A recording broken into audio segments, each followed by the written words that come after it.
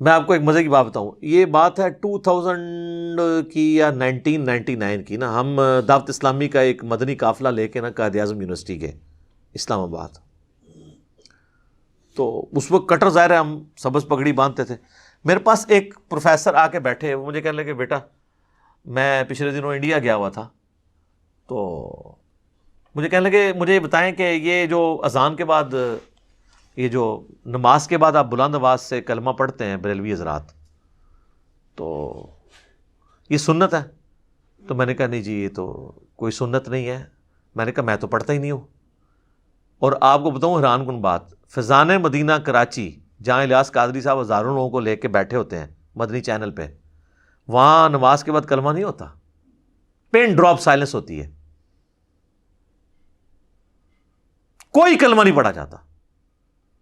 میں نے الیاس قادری صاحب کے پیچھے 1999 میں بالکل پیچھے ان کی امامت میں پہلی صف میں کھڑے ہو کے کتنی نمازیں پڑھی ہیں. ابھی بھی جا کے کوئی چیک کرنا چاہتا ہے کر لے. لیکن پنجاب میں دعوت اسلامی کے کئی مراکز ہیں، وہاں پہ کلمہ ہو رہا ہے، پتہ ہے ان کو کہ یہ غلط ہے، کہ جو لوگ لیٹ ہو جاتے ہیں ان کی نماز ڈسٹرب ہو جاتی ہے، لیکن نہیں، روک نہیں سکتے. یہ ہمارے کالا دیو والی جتنی مسجدیں ان کے انڈر آتی ہیں، یہ جو کوٹلی والے پیر ہیں کشمیر والے، کشمیر میں ان کی سینکڑوں مساجد ہیں، کہیں پہ کلمہ نہیں اونچی آواز سے پڑھا جاتا. تو وہ پروفیسر صاحب مجھے کہنے لگے کہ جی اب وہ ان پہ تو اوسی پڑ گئی نا. میں نے جب بات کی میں نے کہا یہ تو کوئی نہیں، ہم تو نہیں پڑھتے. تو کہنے لگے میں یہی آپ کو بتانے لگا تھا کہ میں باقاعدہ بریلی اعلیٰ حضرت کے مزار پہ میں نے حاضری دی ہے، اور وہاں ان کی جو اپنی مسجد ہے اعلیٰ حضرت کی، جہاں ان کی اولاد نمازیں وغیرہ پڑھاتی ہے، جو مدرسہ ہے منظر الاسلام، وہاں پہ تو نماز کے بعد کلمہ نہیں اونچی آواز سے پڑھا جاتا. تو پھر بریلوی خود بھی کیا بریلوی ہیں؟ یہ سوچنے کی بات ہے نا، کہ بس ایویں سن سنا کے سننی، جس کو میں کہتا ہوں ٹنی، پڑھ پڑھا کے سننی نہیں. میں کہتا ہوں جی اعلیٰ حضرت کی تعلیمات میں کئی باتیں ایسی ہیں جن پہ یہ عمل کر لینا تو باقی مکاتب فکر کے ساتھ یہ کئی اختلافات ختم ہی ہو جائیں. احکام شریعت میں اعلیٰ حضرت نے لکھا ہے کہ نبی علیہ السلام کی مبارک جالیوں کے بارے میں کہ ان کو آپ چھو نہیں سکتے.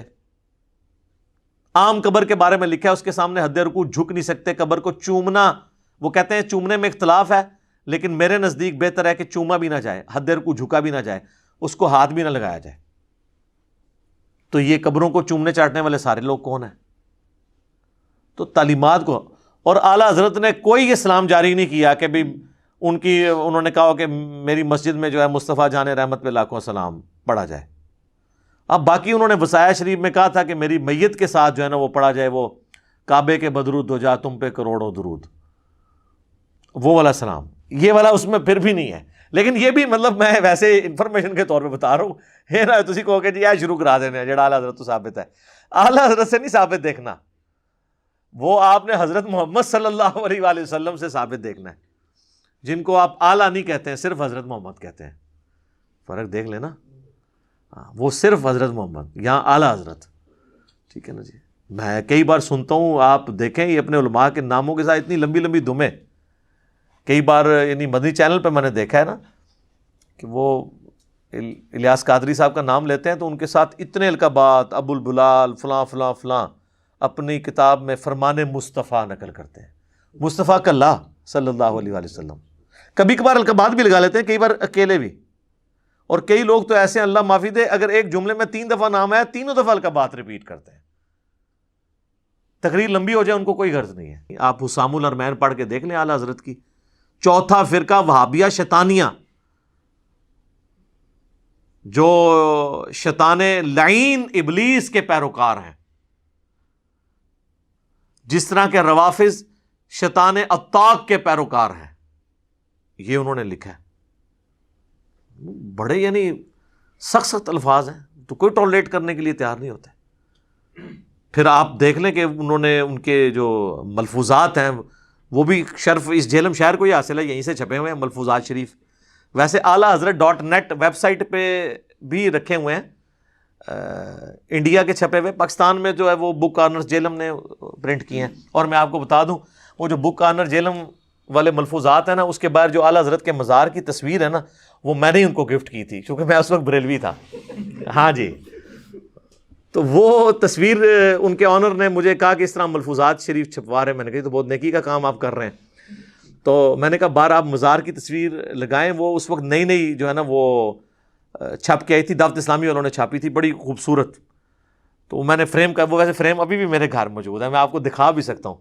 وہ فریم میں نے دیا تو اس کی انہوں نے پکچر کھینچ کے تو اس کو اس پہ ڈسپلے کیا. آپ جا کے بک آنے والوں سے تصدیق بھی کر سکتے ہیں. تو وہ جو مزار اعلیٰ حضرت کی تصویر ہے اس میں آپ نے دیکھ لیں، انہوں نے تو جب پوچھا گیا وہابیوں کی اذان کے بارے میں تو جو ان کے کومنٹس ہیں، انہوں نے کہا ان کی مسجد تو گھر کے مانند ہے، یہ تو مساجد ہے ہی نہیں ہے، ان کی تو اذان ہی نہیں ہے، ان کی نماز بھی نماز نہیں ہے. اور ایون انہوں نے کہا کہ جی یہ مطلب اہل کتاب کا ذبیحہ حلال ہے، ان کا ذبیحہ بھی حلال نہیں ہے جی. تو اسی کی پریکٹیکل اپلیکیشن آپ کو وہ پچھلے دنوں نظر آ گئی تھی، وہ جب خادم رضوی صاحب کی ایک جو ہے وہ ویڈیو غلطی سے ریکارڈ ہو کے منظر عام پہ آ گئی. کہنا انہاں بڑے دے اخلاص منگو تو بڑے بڑے لوگ گداواں نو خیر پا ہی دیں گے. چلو جی چلیے او بھابیاں دی اذان اے تے کڑا دے اے تے سور دے سور چل چلیے.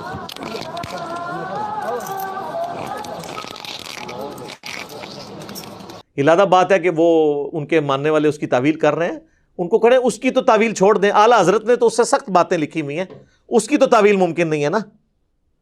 اس کو ویڈیو کہہ سکتے ہیں، وہ اعلیٰ حضرت کے ملفوظات بھی ایڈیٹڈ ہوئے ہیں، ان کو پتہ ہے یہ کیا ہے. تو وہ کوئی نہیں ہے، وہ بالکل اپنے کانٹیکسٹ کے ساتھ وہی بات انہوں نے کی ہے. ظاہر ہے کہ وہ، اور میں اس میں اہل حدیث تو فوراً دفاع پہ سامنے آ گئے نا کہ جی ہمیں انہوں نے وہ خنزیر والا ٹائٹل دیا ہے. ویسے وہ جب بول رہے تھے نا تو وہ اہل حدیث کو نہیں کہہ رہے تھے، وہ مزار قائد پہ، مزار اقبال پہ بیٹھے ہوئے تھے، اور جو بادشاہی مسجد ہے نا وہ دیوبندیوں کے انڈر ہے.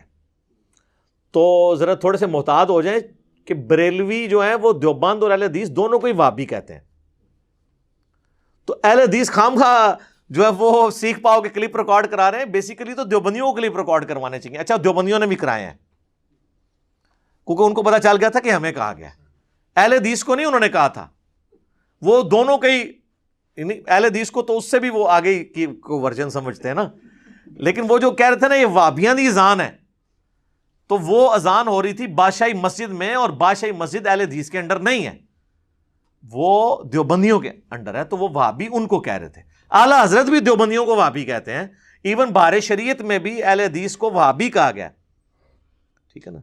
ان کو پیور وہابی اور دیوبندیوں کو گلابی وہابی. وہ آپ بہار شریعت کا مقدمہ پڑھ کے دیکھ لیں، وہ ٹاپک کہیں اور چلا جائے گا پھر.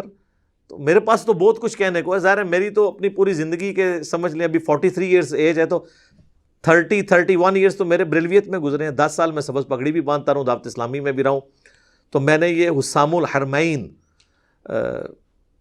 اپنی داڑھی مچھ نکلنے سے پہلے کی پڑھی ہوئی ہے، مجھے پتہ ہے اس میں کیا کچھ لکھا ہے. انہوں نے 1905 میں حسام الحرمین احمد رضا بریلوی صاحب نے لکھی، اور اس میں علماء دیوبند، 4 علماء دیوبند پہ اور 5ویں غلام احمد قادیانی دجال کے اوپر انہوں نے کفر کے فتوے لگائے، اور اسے کنکلوڈ کرتے انہوں نے لکھا کہ ان کے کفر کے اوپر اجماع ہے، اور یہ بالاتفاق مرتد ہیں، یعنی واجب القتل، اور ان کے کفر میں شک کرنے والا بھی کافر.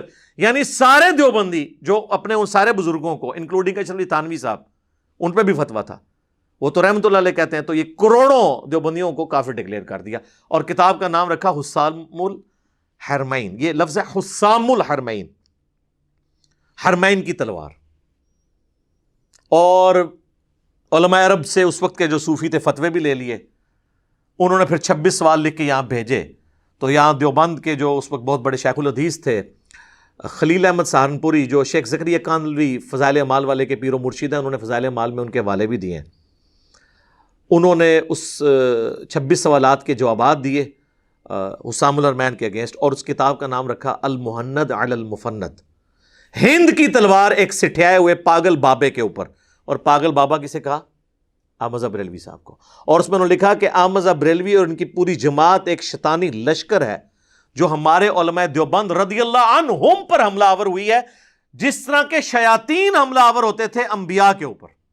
14ویں صدی کے علماء کو انہوں نے رضی اللہ عنہم، اور ان کو مطلب کس لیول کے اوپر جا کے ٹریٹ کیا ہے کہ انبیاء پہ جیسے شیاطین حملہ آور ہوتے تھے نا، تو اس کا مطلب یہ ہے کہ دیوبندیوں نے المحنت کے اندر بریلویوں کی پوری جماعت کو شیطانی لشکر ڈکلیئر کر دیا، کروڑوں لوگوں کو۔ تو مجھے بتائیں جن کے بزرگ اتنی بڑی بڑی دراڑیں ڈال کے گئے ہوں تو اب وہ ایک پلیٹ فارم پہ کیسے اکٹھے ہوں؟ مجھے لوگ کہتے ہیں نا اتحاد امت، اتحاد امت اس وقت ہوگا جب آپ بابوں سے دستبردار ہوں گے، بابے بھی سلامت رہیں اور اتحاد امت بھی ہو جائے، ایسا ہو نہیں سکتا، یہ پاسبل نہیں ہے۔ وہ طارق جمیل صاحب کا فارمولہ ہے نا جی، اپنا چھوڑو نہ کسی کا چھیڑو نہ، نہیں، اس کو الٹ کریں، اپنا پہلے چھوڑو اور باقیوں کو بھی چھیڑ کے دیکھو، ان کے پاس بھی کوئی حق موجود ہے، اور قرآن سپورٹ کرتا ہے فَتَقَطَّعُوا أَمْرَهُمْ بَيْنَهُمْ زُبُرًا كُلُّ حِزْبٍ بِمَا لَدَيْهِمْ فَرِحُونَ، ہر گروہ اس کے اوپر خوش ہے جو اس کے پاس ہے، کہ میرے پاس تو یہ حق موجود ہے، چلو باقی جگہ کوئی باطل ہوا بھی تو خیر۔ انبیاء کے جانے کے بعد فَتَقَطَّعُوا أَمْرَهُمْ بَيْنَهُمْ زُبُرًا، انبیاء کے جانے کے بعد ان کے ماننے والوں نے دین کو پارا پارا کر دیا۔ کل حزب بما لدیہم فرحون، ہر گروہ اس کے اوپر خوش ہے جو اس کے پاس ہے۔ بریلوی خوش ہیں جی ہمارے پاس عشق رسول ہے، دیوبندی کہتے ہیں جی ہمارے پاس جو ہے عظمت صحابہ ہے، اہل حدیث کہتے ہیں جی توحید تو ہم نے پکڑی ہوئی ہے، شیعہ کہتے ہیں جی اہل بیت کا تو ہم ہی دفاع کرتے ہیں، اور سارے اپنی اپنی جگہ پہ خوش ہیں اور باقی ساری چیزوں کے اوپر کمپرومائز کیے ہوئے ہیں۔ تو یہ کبھی بھی ایک دوسرے کے لیے دعا نہیں کریں گے، کیونکہ ان کے بزرگوں نے جتنی بڑی دراڑیں ڈال دی ہیں وہ اب فل نہیں ہو سکتی ہیں جب تک کہ بزرگوں سے دستبردار ہو کے ہم کتاب و سنت کو بنیاد نہ مان لیں۔